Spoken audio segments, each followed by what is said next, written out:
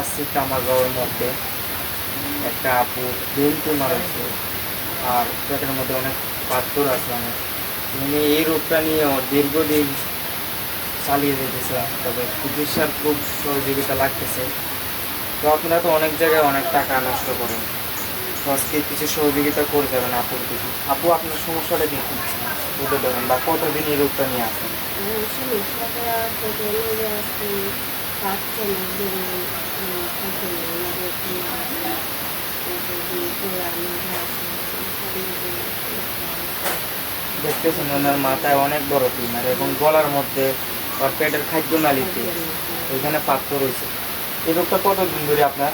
একটা ৫-৬ মাস হয়ে গেছে আমরা জানি যা খাওয়াছি চিকিৎসা চালাইছি এগুলো দিয়ে কুচলে গেছে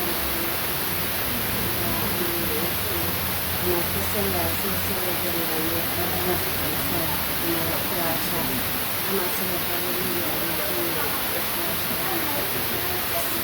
আমার ছেলেটাকে নিয়ে আমি থাকতে চাই আমার সামনে বুঝলাম যে নগরের বিপ্লবিত হয়ে ও চিকিৎসা চলেছেন তার আর কোনো ছেলে আপনি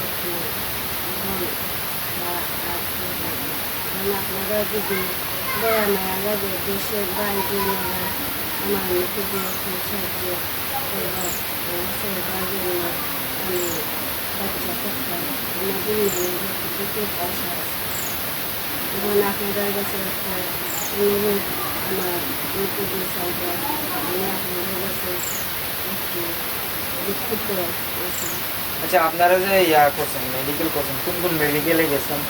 গেছি মৌলভীবাজার গেছি এটা সিলেট গেছি আমার সাথে